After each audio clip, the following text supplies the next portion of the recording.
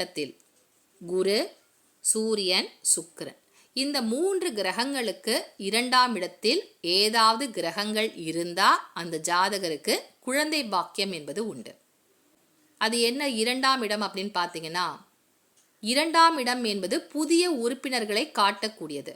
அப்ப புதிய வரவாக ஒரு குழந்தை அந்த ஜாதகருக்கு கிடைக்குமா அப்படின்னு பார்க்கறதுக்கு குரு, சூரியன் மற்றும் சுக்கிரன் இந்த 3 கிரகங்களுக்கு 2ஆம் இடத்தில் கிரகங்கள் இருந்தா அவருக்கு நிச்சயமாக குழந்தை பாக்கியம் என்பது உண்டு அப்படின்னு சொல்லலாம்.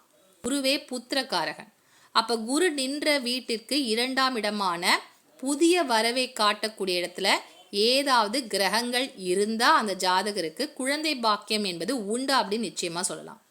அடுத்தபடியாக பார்க்க வேண்டியது சூரியன். கால புருஷனுக்கு 5ஆம் இடம். கால புருஷனுடைய லக்கணம் என்னன்னு பார்த்தீங்கன்னா மேஷ ராசி. அப்ப மேஷ ராசிக்கு 5ஆம் இடமான சிம்ம ராசிக்கு அதிபதியானவர் சூரியன். அதனால்தான் சூரியன் நின்ற இடத்திற்கு 2ஆம் இடத்தில் என்ன கிரகங்கள் இருக்கு, சூரியனுக்கு 2ஆம் இடத்துல கிரகங்கள் இருக்கு அப்படின்னு சொன்னா அந்த ஜாதகருக்கு சூரியனுடைய ஆற்றல் படி அவருக்கு குழந்தை பாக்கியம் என்பது உண்டு அப்படின்ற விதியை நீங்க எடுத்துக்கலாம். அடுத்தபடியாக சுக்கிரன். சுக்கிரனே ஒரு ஜாதகத்தில் சுரப்பிகளை குறிக்கக்கூடிய கிரகமே அவர்தான். ஒரு ஆண் தன்மை பெண் தன்மையை தரக்கூடிய கிரகம் சுக்கிரன்.